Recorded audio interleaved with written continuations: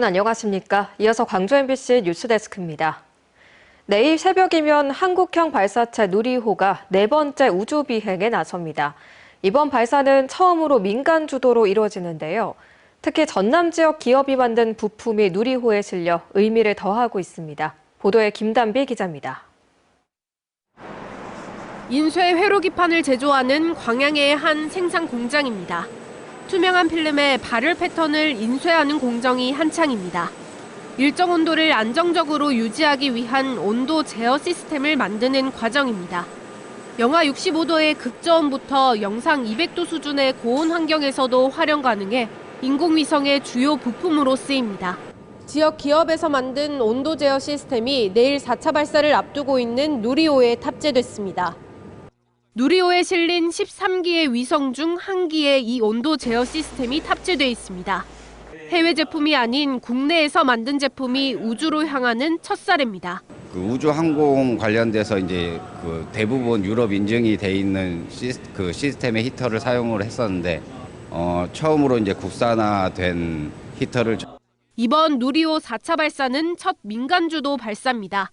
한화 에어로스페이스가 누리호 제작부터 조립까지 총괄했습니다. 그동안 주도했던 항공우주연구원은 기술 검증과 발사 운영을 지원하는 역할을 맡습니다. 정부 주도의 우주 개발이 민간으로 전환하는 상징이 될 전망입니다. 뉴스페이스 시대에서 대한민국의 첫걸음을 의미하는 중요한 발사 이벤트가 아닐까라고 생각을 합니다. 해외 선진 사례들과 같이 상용 발사 서비스를 제공하는 것을 목표로 2021년 1차 발사부터 시작해 2023년 3차 발사 이후 2년 반 만에 우주로 날아오르는 누리호. 내일 새벽 누리호는 고도 600km의 주 탑재 위성인 차세대 중형 위성 3호와 큐브 위성 12기를 올리게 됩니다. MBC 뉴스 김단비입니다. 오늘 무안공항에서 예정됐던 참사 희생자 유가족과 국토교통부 장관의 면담이 불발됐습니다. 유족들은 국토부 산하에 있는 항공철도 사고조사위원회가 다음 달에 열기로 한 사고조사 결과 공청회를 신뢰할 수 없다는 입장이지만 국토부는 공청회 일정을 조정하거나 중단시킬 권한이 없다며 선을 긋고 있어 양측의 갈등은 더욱 깊어지고 있습니다. 윤소영 기자입니다. 김윤덕 국토교통부 장관과 유족 면담이 예정된 무안공항. 피켓을 든 유족들이 공항 한쪽에 마련된 분향소 앞을 먼저 지켰습니다. 국토부 산하 항공철도사고조사위원회가 다음 달 4일과 5일 예정한 사고조사 결과 공청회를 중단하라고 요구하는 겁니다. 이어 국토부 장관이 분향소에 도착하자 유족들은 사고 원인을 조사 중인 기관이 국토부 산하에 있는 만큼 신뢰성을 담보하기 어렵다며 공청회 진행을 멈춰달라고 호소했습니다. 유가족 말 다 배제하고 의견 하나도 못 내게 하고 졸속으로 강행되는 그 공청회 계속 강행하실 건가요? 국토부 장관은 공청회 중단은 자신의 권한 밖이라고 답했습니다. 사고조사위원회는 장관이 가진 권한이 없다고. 유족들은 크게 반발했습니다. 왜요? 뭔 말 하려고? 가세요. 유족들의 항의가 거세지면서 국토부 장관은 도착 10분 만에 자리를 떠났습니다. 사고조사위원회를 국토부로부터 분리하는 내용을 담은 개정안도 발의된 지 10개월이 넘도록 국회 문턱을 넘지 못하고 있습니다. 한편 국회 국토교통위원회 법안소위에서는 사고조사위원회를 국토부에서 떼어내 국무총리실 산하로 이관하는 내용을 담은 법안 심사가 예정돼 있었지만 국토부 요청으로 연기됐습니다. 국토부는 이관이 필요하더라도 조직 구성과 인력 배치 등 구체적인 논의가 먼저 필요하다는 이유를 들었습니다. 현재 사조위원들의 어떤 것은 어떻게 될 거냐는 문제가 사실 그대로 이관되는 것으로 부칙에 있기 때문에 그 문제에 대한 논의를 해달라는 요청이고. 지난 7월에는 사조위가 합동 엔진 정밀조사 결과 설명회를 열려 했지만 콘크리트 둔덕 등 사고 원인을 빼고 조종사 과실로 설명하려 한다는 유족의 반발로 무산된 바 있습니다. 빠른 조사보다 바른 조사가 먼저라는 유족들은 다음 달 공청회에도 참석하지 않겠다는 입장입니다. 저희는 공청회 개최가 강행되는 것을 정말 모든 수단과 방법을 가리지 않고 막을 것이고요. 그 공청회는 모두 참가하지 않을 것입니다. 사고조사위원회는 원래 절차상 사실조사 보고서를 작성하고 기술 검토 회의를 거친 뒤 공청회를 열도록 돼 있지만 그동안 제기된 의문과 사실관계를 먼저 확인해 조사의 신뢰도를 높일 필요가 있다며 공청회를 앞당긴 것이라고 설명했습니다. 하지만 유족과 조종사 노조연맹 모두 국토부 산하기관이 추진하는 공청회를 신뢰할 수 없다는 입장을 고수하면서 공청회 진행 취지와 목적에 대한 논란은 더 커지고 있습니다. MBC 뉴스 윤소영입니다. 취재가 시작되자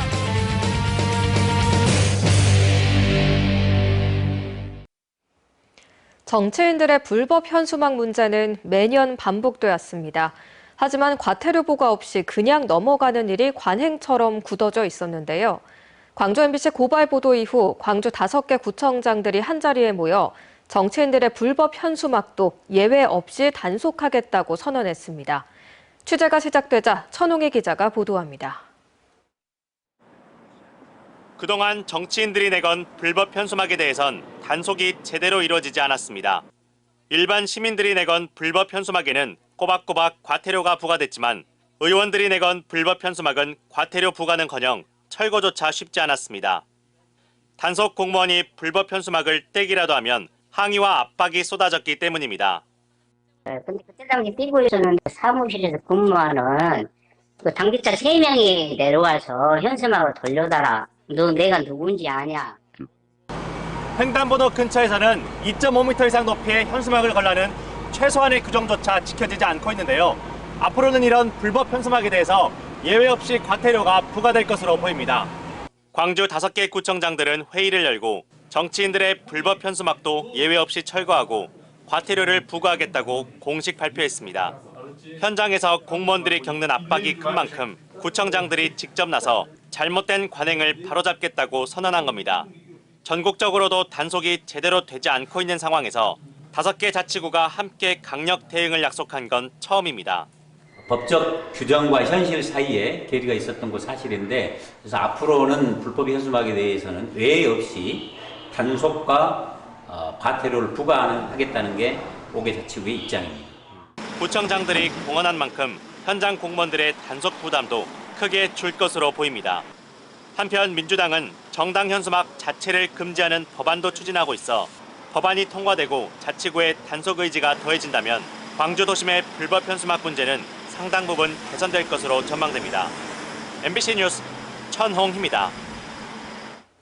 도심 집회에서 윤석열 부부 풍자 활동을 해 국가공무원법 위반 혐의로 재판에 넘겨졌던 백금열 전 교사가 항소심에서 무죄를 선고받았습니다. 광주지법 배은창 판사는 공립중 교사로 재직 중이던 지난 2022년 광주와 서울 촛불 집회에서 윤 대통령 부부 실정을 비판한 백 전 교사 행보에 대해 현대 모든 영역은 정치에 기속돼 있다며 공무원의 정치적 중립 의무를 엄격하게 해석할 필요가 있다고 판시했습니다. 이에 민변 광주 전남 지부는 환영 성명을 내고 시민들의 비판과 문제 제기는 사회 발전과 민주주의의 동력이며 교원에게도 업무 시간의 생활 영역에서는 표현의 자유가 보장돼야 한다고 강조했습니다.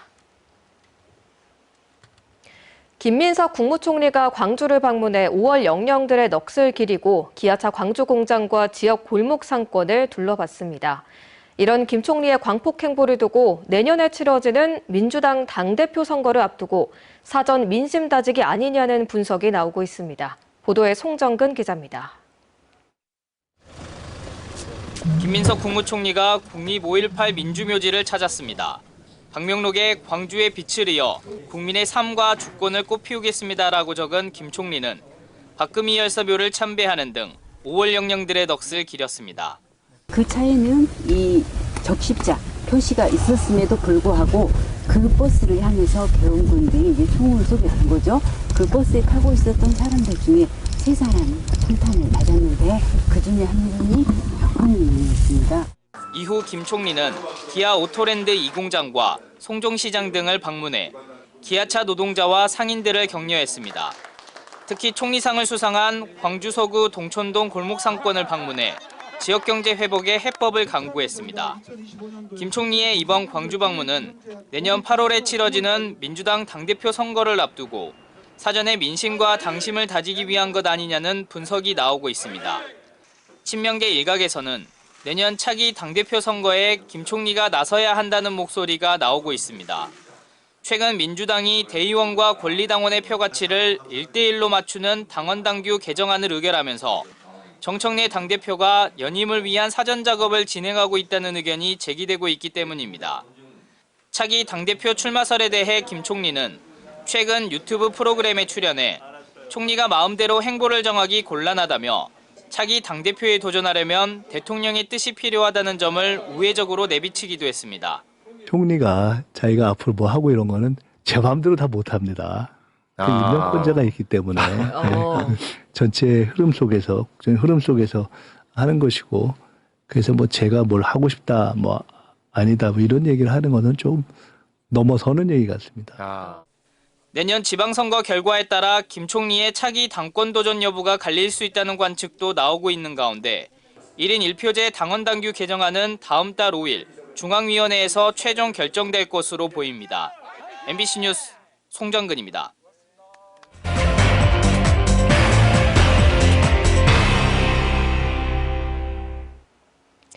대표 K푸드인 김치 중에서도 특히 남도 김치는 특색 있는 감칠맛으로 주목받고 있습니다. 광주 지역의 관광 상품으로도 김치를 주제로 한 미식 여행이 호응을 얻고 있는데요. 하지만 앞으로 지역 경제에 더 도움이 되려면 풀어야 할 과제도 있습니다. 김초롱 기자가 현장 취재했습니다. 절인 배춧잎 사이로 정성스레 준비한 김치속을 마치 술을 놓듯 차곡차곡 올립니다. 김치속은 흔히 하는 빨간 고춧가루가 주를 이루지 않고 찐 낙지와 소고기, 새우 등 보양식 재료가 들었습니다. 우리나라 김치가 맵고 짜다 그러는데 맵고 짠 거 아니에요. 삼삼하고 달고 맛있는 김치거든요. 잎을 하나씩 오므린 뒤 배즙과 무즙, 양진머리를 3시간 정도 삶아낸 육수에 담가 2, 3일 숙성시키면 전남 나주 오씨 가문의 반지김치가 완성됩니다. 이 같은 남도 전통김치를 처음 마주한 관광객들은 흥미롭다는 반응입니다. 이건 대단한 체험인 것 같습니다. 솔직히 4대를 이끌어 오시면서 했다는 게 대단하다. 그리고 아직도 이 전통을 이어간다. 광주시가 남도김치를 주제로 지난달 말 출시한 미식 여행 상품입니다. 직접 김치를 담그고 김치 재료와 김치를 구매해 볼 수 있습니다. 양동시장과 양림동 선교지 등 주요 관광지를 방문하기도 합니다. 출시 2주 만에 200명이 예약하는 등 반응이 좋아 다음 달 1박 체류형 상품을 출시합니다. 광주 칠미라고 해가지고 광주는 김치뿐만이 아니라 다양한 그런 미식의 먹거리들이 많습니다. 그래서 오신 김에 뭐 점심이나 저녁 식사에 김치를 곁들인 광주 칠미를 이렇게 맛보게 해드리면서 이 같은 관광 상품이 지역 경제에 더 도움이 되려면 과제도 있습니다. 숙박시설을 확충하고 남도 김치의 매력을 충분히 알릴 차별화된 미식 프로그램을 개발하는 것 등입니다. 특색 있는 쪽에서 약간 자유시간을 많이 주시면 훨씬 더 상권이나 우리가 돈을 쓸 수 있는 기회가 많이 있을 것 같아요. 광주관광공사는 앞서 여행 전문기자단 등을 초청해 시범 여행 프로그램을 진행했고 이를 통한 개선 방안을 체류형 상품에 반영할 계획입니다. MBC 뉴스 김초롱입니다.